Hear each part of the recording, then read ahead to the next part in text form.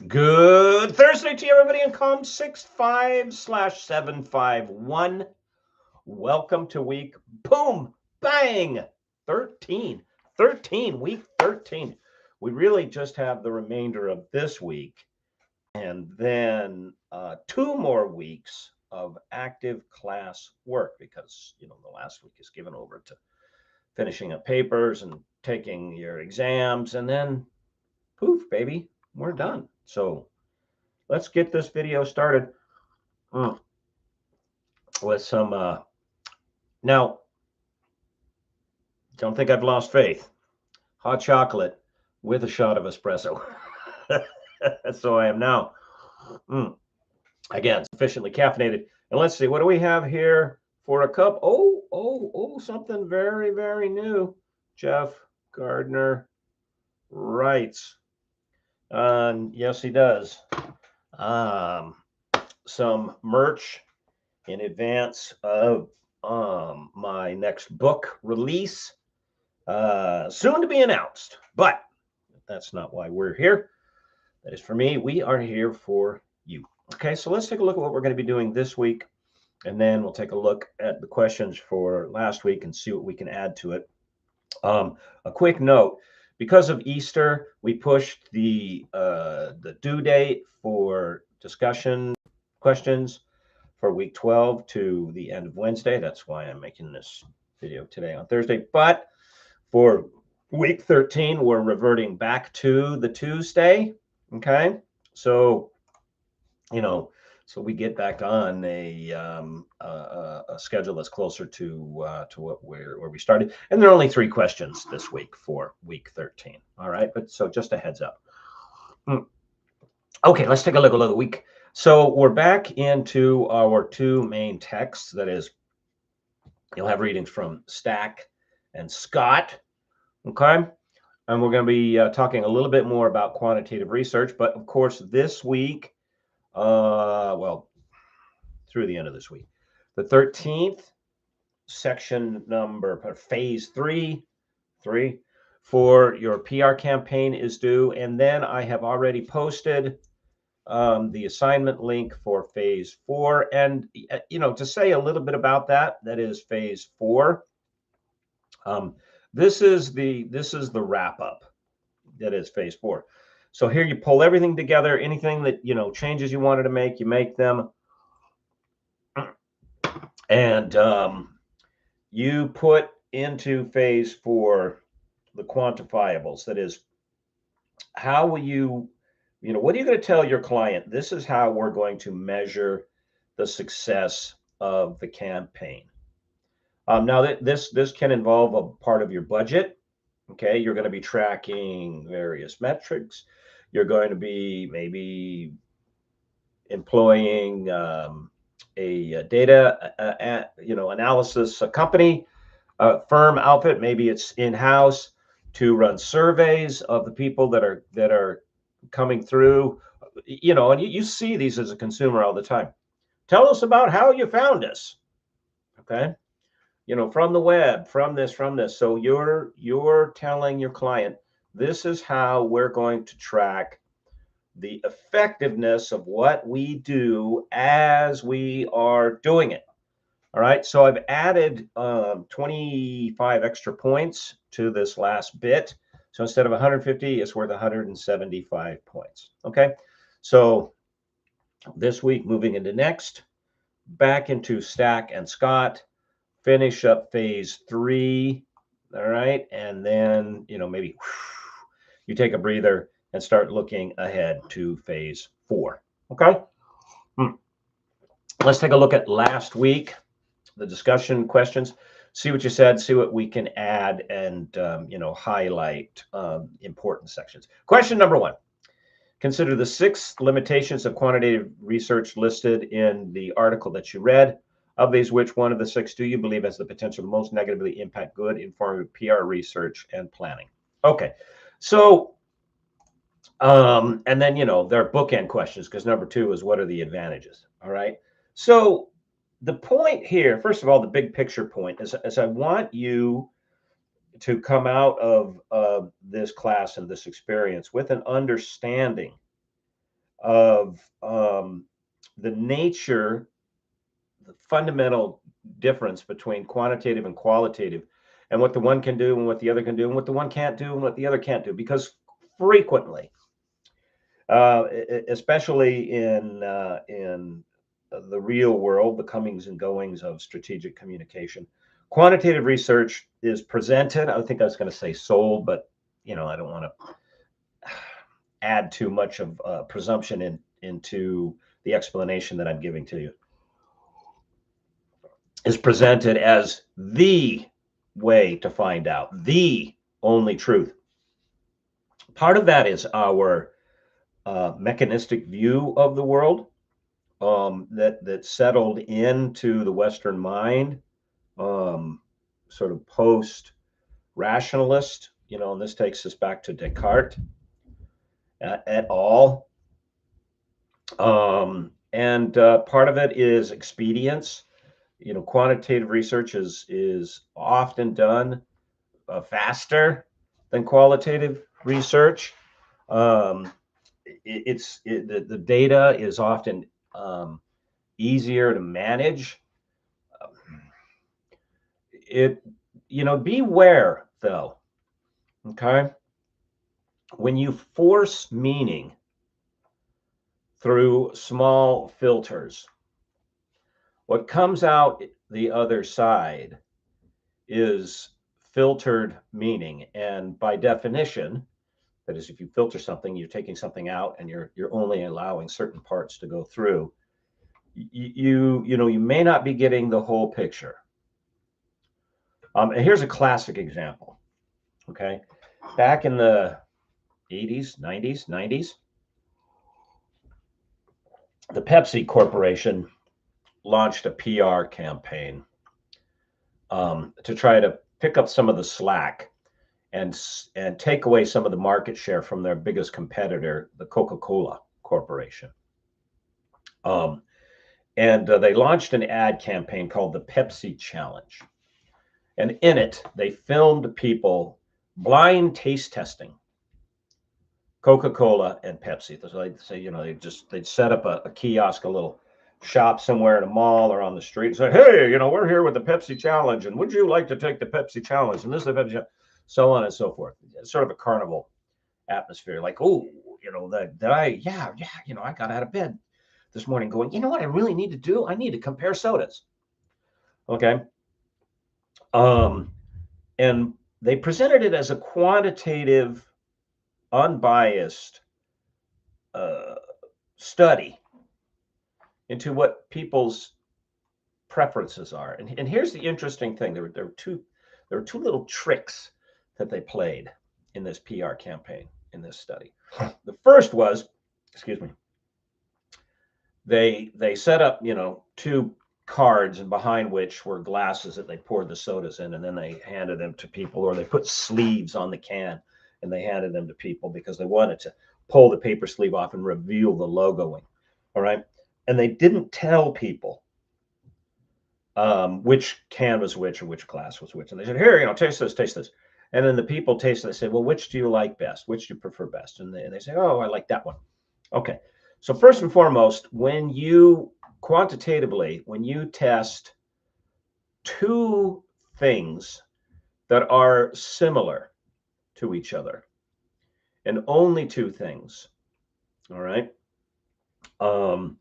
the 95/5% rule of the confidence interval falls into play. So they knew automatically, by having only one can of Coke and one can of Pepsi, and the flavors are similar, that there was going to be a high percentage of people that picked the Pepsi, somewhere near a 50-50 split within that 5% confidence interval. They knew that. All right. Secondly, what they did was they withheld negative responses about the Pepsi from the final production, because this is the 30-second commercial, so they're not going to film the minutes and hours they took having people drink these sodas, to give the impression that a majority of people preferred the Pepsi. And here's the final trick. Here's what I found really interesting in looking at the campaign from a communication perspective, that the company knew that one of the characteristics of human behavior is not, we don't behave quantitatively even when we see quantitative numbers. We don't go, oh, well, that's quantitatively true. We tend to behave qualitatively in the sense that we follow the trend, that we see people doing something, and this is, this isn't everybody, but this is a significant tendency, that then we tend to do that same thing, not because of the thing, like this soda tastes better than this soda, but because the other people are doing it. It's the herd phenomenon, it's the crowd phenomenon. So the PepsiCo company knew that by testing just one-on-one, there was a high probability that people were going to select their product as much as the Coke. Number one, they edited out the even split numbers to make it appear as if the Pepsi had a higher preference. And then by telling this to the audience that people preferred Pepsi over Coke, all right, they knew they would tap into that herd instinct in humans, which is very qualitative, because what tends to drive the herd instinct that is moving people to do the thing is not necessarily the thing being done. It's not that everybody runs out and takes a can of Pepsi and a can of Coke and goes and makes a comparison themselves. No, they see a group of people moving towards doing something, and that's the reason that they do it. Okay, so be aware when you get into this business that there are going to be companies that come to sell you quantitative research, or you may have it in house, or somebody may ask for it. And I would avoid, say, giving the management a lecture about the drawbacks, the pros and cons of quantitative research. All right. But as you move through it, and as maybe you present findings, or as findings are presented to you, ask questions. How'd you get the data? What's your sample size? Can I see the p-value? Okay, understand what that means. Can I see the survey instrument? How are the questions asked? Are they questions that allowed for an open and honest answer, or are they what we pointed out are push polls? That is, questions that push people towards an answer as opposed to just, what do you think? Okay, because in that way, quantitative research can be used. I'm not saying it always is, but it can be used to give a false impression of what's going on, and then that's just bad decision making. And by its very nature, because you're squeezing things into quantified categories, yes, no, strongly disagree to strongly agree to meh, right in the middle. And as soon as you filter things through, even if you were rigorous in all of your other methodologies, as soon as you filter things through, you filter out things. Okay, so what are some of the problems, limitations? Back to question number one. Tremaine, let's go to you. Considering the shortcomings of quantitative research and weaknesses that could be present, I think that data dredging could cause the most negative impact to good informative PR research and planning. Data dredging can cause much damage to the outcome of data and could wreak havoc on the way people think and respond to phenomenon based on data that could be exaggerated. Personally, I think that anything that could be described as torture or excessive are elements that could have impact in a negative way. Also, this could also cause person to work towards forcing the data to say that the researcher has already personally determined what it should be. Okay, excellent answer. And this actually goes on not that uncommonly in quantitative research, even at high levels. There have been a number of quantitative research scandals, places like Harvard, for instance, in which the individuals involved have been found to be working the data. Now, this goes by different terms. One of them is data dredging. You pull through the data to get the responses that develop a pattern that you want to see. Another term for this, and this could appear as a question somewhere, wink, Another term for this is called P, as in the letter P, hacking. P hacking. And P hacking is that, let's say that you get a P value that is greater than 0.05. And so this tells you that there's really nothing significant going on. And you want a P value below 0.05 to say there is something significant going on. What do you do? Well, you could be honest as a researcher and say, yeah, there's really nothing significant going on here. Or you could go back into the data set and look for data points, responses from people, and values that you recorded, however you got the data, that tend towards there's really nothing going on here, and you take them out. And you take out a number of them sufficient that the exaggerated responses, because there's always exaggerated responses in a data set, oh, I hate it, or oh, I love it. You always get people who answer everything by saying strongly disagree 111 or strongly agree 555. And by taking away the sort of the middle of the road response, say on a scale of 1 to 5, the number threes, you push up the impact of all the 4s and 5s, and alakazam, now you get a p-value that's below 0.05, and it looks like something is going on. You've hacked, you manipulated the outcome of the p-value, and that's a big no-no. All right, but it does go on. Okay, question number 2. Consider your research you've done for your PR plan. Formulate a null hypothesis. Okay, now the essence of this question is, just tell you, it's not an Easter egg hunt in here. You must understand what is meant when someone says null hypothesis. Right? This term is used all the time. Yeah, both quantitative and qualitative research. And simply put, and it's easy to remember, okay?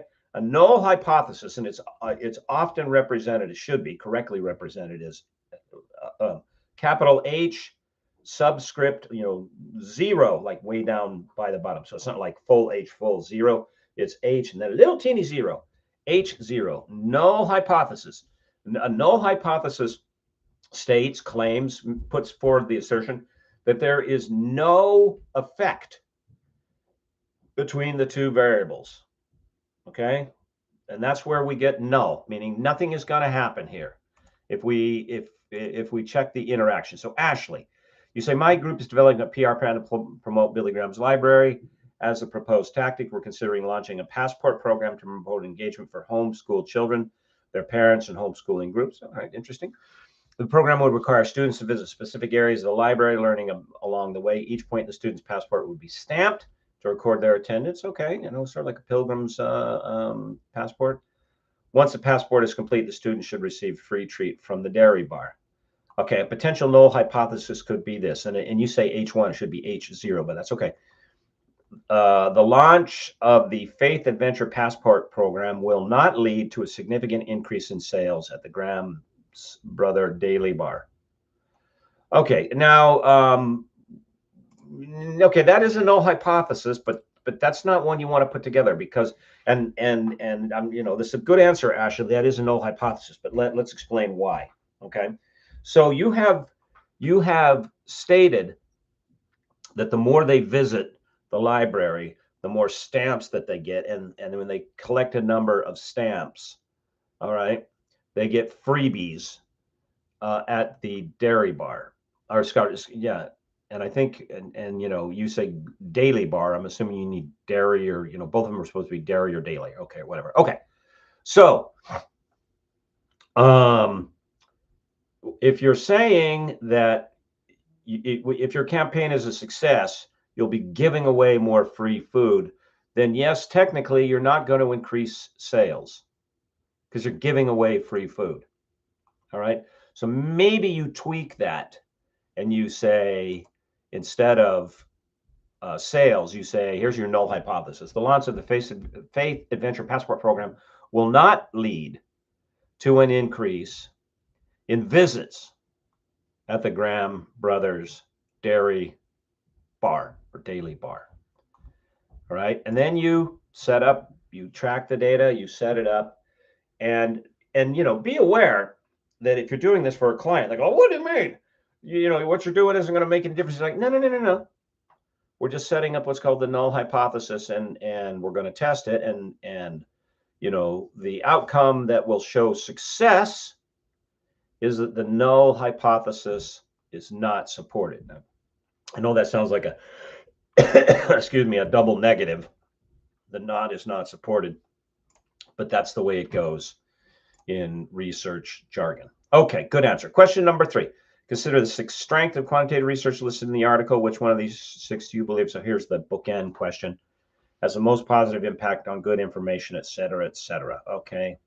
Annalisa. In LIMS 2024 list of quantitative research strengths are a lot. Which strengths matter most really depends on what you're trying to do. If you want to make decisions that apply broadly, generalizability is huge. Or, you know, the term that you're looking for is external validity. That is the correct research term. So remember that. If you want, because you may be asked about that somewhere. A wink. If you want to know which specific actions really drive results, causality is key. Okay. Also, good point. So you should understand that as quantitative research, and remember this too, because you may be asked about it somewhere, a wink, wink, your job, and I shouldn't say quantitative researcher, data researchers, period, whether you're working qualitative or quantitative, your job is to test causality. Your job is not, okay, to establish, you know, commonality, like, oh, these things happen together. I mean, that's self-evident, okay? That because one thing happens at the same time as another doesn't mean that the one thing causes the other. Your job as a quantitative researcher is to test whether this thing causes that thing, because that's ultimately what we're getting at. And that's often expressed in the phrase, remember this, correlation. Correlation is not causation. Correlation means 2 things are happening at once, but does the one thing cause the other? Okay, just because 2 things happen at the same time doesn't mean that they're causing each other. Okay, so causality is an important one. Okay, good answer. All right, finally, I gave you a bonus question. You don't have to answer these. Like, yeah, well, I'm way ahead on points. I'm doing great. I've answered all my questions, discussion stuff. I'm cruising. And you know, you don't have to read anything that I write to give you. I always make these optional. Or did I think I think there was one week when I put it up there and I'd intended to make it optional, but I forgot to type that in. Apologies. All right. Now I do stand by excuse me. Allergy season persists. I've got an appointment today, so I do stand by what I write. And that is what I mean by stand by is, you know, I work very, very hard to ground the points that I try to make and the conclusions that I come to in the data. Now, you know, you can disagree with how I analyze the data and the conclusions that I come to. That's fine, and you should do this for every author that you read, whether you know they're an instructor or not. All right, the place you want to avoid going to is disagreeing with the argument because you don't like the conclusion. You know, maybe it touches on something that's sensitive to you, emotionally or politically or personally or whatever. Okay, fine. Give yourself a little space. Take a little breather. Then go back and read the material. All right, and or you don't like the individual. I mean, I you know, look behind me. I read every now and again. All right, and there are individuals that you know, I don't get with their politics. I don't agree with everything that they say. I'm you know, currently, just to put some examples to these generalities, I'm reading a lot of Carl Jung, the psychiatrist and psychotherapist. I think a lot of what he has to say about how it is that we know the world and some of the problems that have been built into Western thinking in how it is that we know the world. They have a lot of traction to them. And then there's some other things that he says that I don't think they're as well thought out, and therefore I put those in another category. Yeah. In particularly about the figure of Christ, of Jesus Christ. Okay, Jung says that he rose in prominence because he was an archetype that is a representative of a hero in the hero myth that's central. In which, I mean, it's true, hero myth, hero story, not myth as in like made up, but hero story is central to most cultures, and in particular the West. I don't agree. The reason that Jesus Christ and his teachings came to the forefront, that is, Christianity, and dominated Western thinking, is because he, this historical figure, Jesus of Nazareth, fit the archetype. And I base that in the evidence. It's interesting to note, let me just continue on this digression slightly, that if you read the sources that were opposed to, Christianity in the era, they don't dispute the performance of the miracles. What they argue with is the causality, and that is, if you read the Jewish sources from the era, and there are really three sources, groups. There are the sources that are passed along by Christians. There are sources that are passed along by the Jewish community, and then there are sources from outside of those two, namely Roman and some Greek. Okay. And if you take a look at those three, the Romans are like, this was the guy that we executed because he caused a lot of problems. The people says he's the Christ. All right. So they're just like, they ain't got a dog in this fight. It's like, this is a troublemaker. We got rid of him. The Jewish texts say, oh yeah, he made these things happen, but it was the work of demons. It was demonic forces. So they don't dispute the events. They assign a different causality. And this actually comes out in the Gospels, okay? Where they accuse him of using Satan or using evil powers. And he said, can Satan cast out Satan?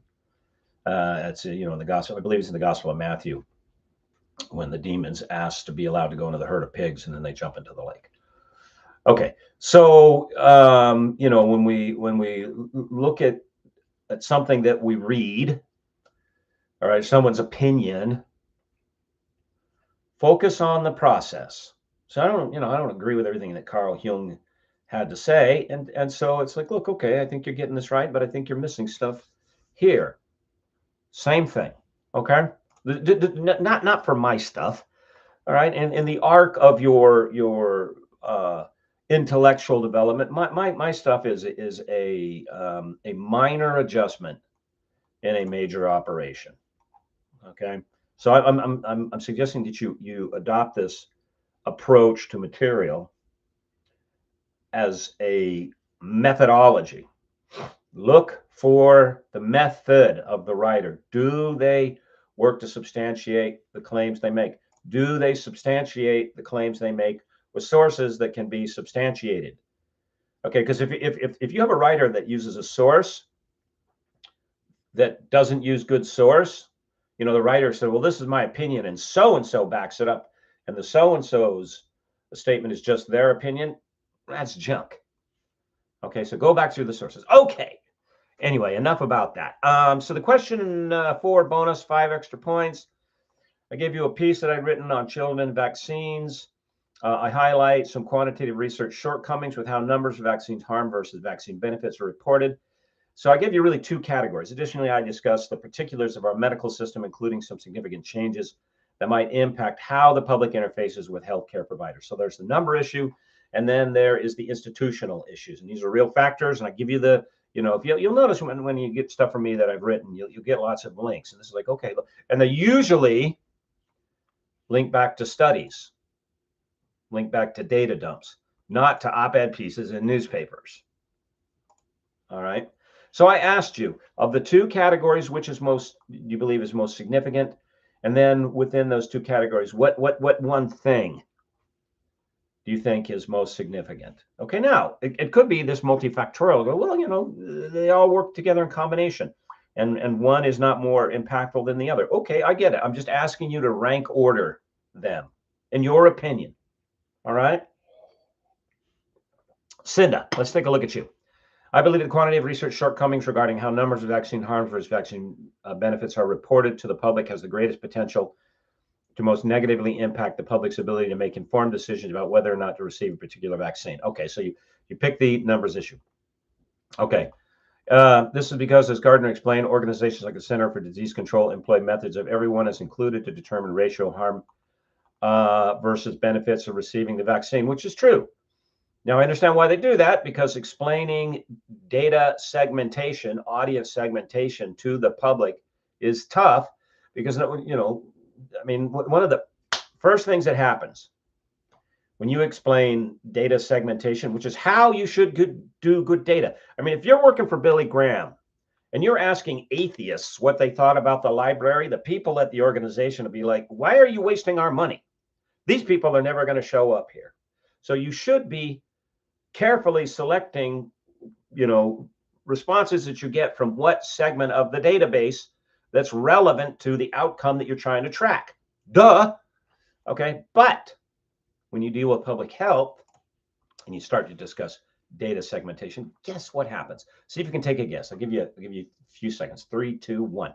Yeah, you got it right. There are members of one group or the other saying, well, why are you picking on us? Or why are you leaving us out?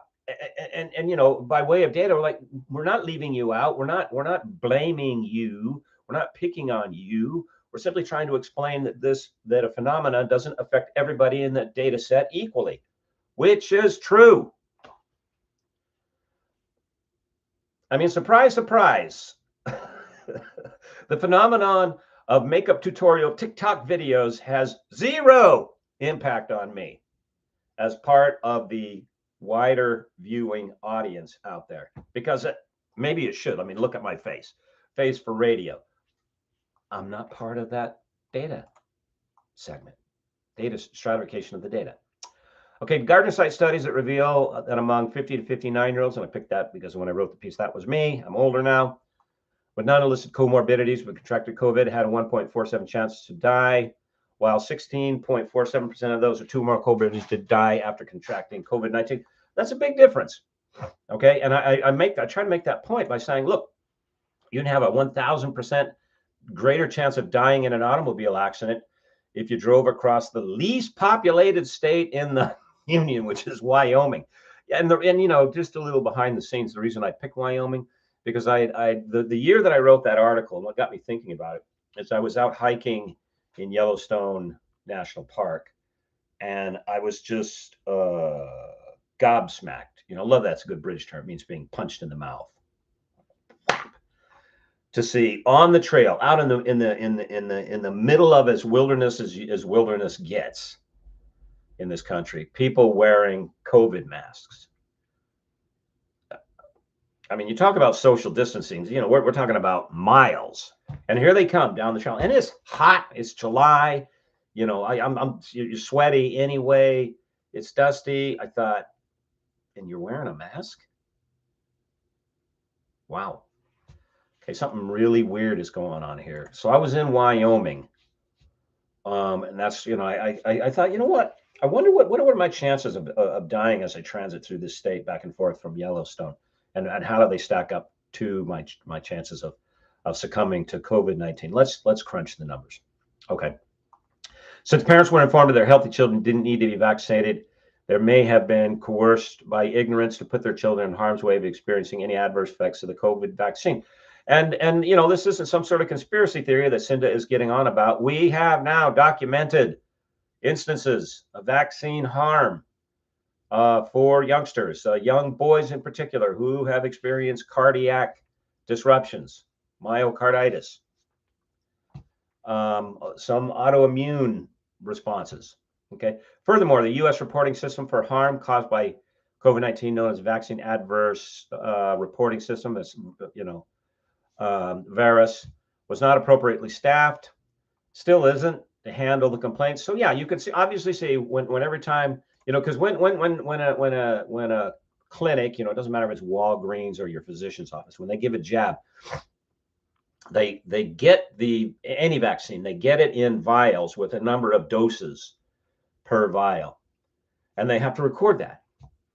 And so they record how many doses, how many people go out, because they're ordering the vaccine. That gets tracked back to the CDC. And the CDC goes, wow, look at this. We've had all of these doses go out, but we've only had this many adverse reactions. Wow, that's fantastic. Okay. And it's not like they don't know. I don't know that there's a better system in place. Okay. And then Cinda says, I must say I'm incredibly disgusted by the way doctors are forced to push certain vaccines merely because it benefits their medical group's bottom line, even though the vaccines may not be needed or can introduce neurological side effects. This is part of corporatized medicine. And there was a little bit in there, a little line in there. I don't know if you picked it up, but they're now it's like high 80, somewhere to high 70, somewhere to 8% of physicians are employed by medical groups. And some of those medical groups are investor groups. Okay, did you get that? What does that mean? Well, you have a hospital and you think, okay, the hospital is providing care to us, and their primary concern is our care. And I'm not saying doctors are bad people. They're not. They're good men and women that want to see you well. Okay, but some of those groups are there for people to put their money in as an investment. And when you have people that put their money into a place as an investment, they bloody well expect a return. So you better be cranking out a profit if you expect to retain your paycheck and be kept in the group. And if it's cranking out a profit, that means providing the stuff that's most profitable. And when you get incentives from pharmaceutical companies to use their vaccine, that goes in the profit side. Okay. When my oldest daughter was a teenager, my youngest was a preteen, the doctors at the medical group had been patients for most of their life, began pushing Gardasil vaccine for HPV prevention on me because my children had not been vaccinated since they were both toddlers. I thought, why all of a sudden did they need to have this new medication? So I refused it and did not expose my children to that vaccination. Okay. Now I can tell you, just personally, Cinda, part of why sometimes a new vaccine is pushed is because the condition that it was designed to affect has gone up. What we need to do as autonomous individuals is ask, well, why has it gone up? Okay, if it, like say take polio for instance, if it's a communicable disease that it's just going to get left on surfaces, it's going to get aerosolized, people cough it up, out it goes. Okay, but if it goes up because of behavioral patterns, that is, people increasingly have intimate encounters, let's just say, with multiple people, then it's reasonable for us. I got a fruit fly flying around. It's reasonable for us as individuals to go, well, I don't do that. I don't skydive, and as a consequence, I don't need this really high-level insurance that includes splat coverage. That is what happens to you if the chute doesn't open, because I don't ever jump out of a plane. Okay, but that often doesn't get rolled into the discussion that you have. I'm sure that by now parents are being told Gardasil vaccines are part of the normal round of children vaccinations, and they're allowing their children to receive it. Okay, could be. Okay, and then some of you, picked different categories and then different reasons. But as far as the test goes, yeah, I may say, I'll simply ask you. I'm not going to ask you what you think about what I do. I might ask you, what kind of claims did the author make? All right, and so in other words, I'm testing, and I may, and stuff like that are bonus questions during discussions. I make bonus questions on the exam. I'm not going to roll in something as a requirement that was optional. Okay, all right, everybody, I am over my time by yikes, 10 minutes. All right, courage, steady, hang in there. Okay, you are nearing the end, and you're doing okay. Okay, There's some of you who've been a little late in getting a hold of me to discuss your papers. Let's get that going. Okay, let's get that taken care of. And I mean, office hours, I'm really pressed this time of year. So Monday, Wednesday, Friday. Outside of that, it's hard for me to adjust. All right, but until then, remember, I think about you, I pray about you. I want you well and to be successful, and I will see you on Canvas. Okay, take care. Bye bye.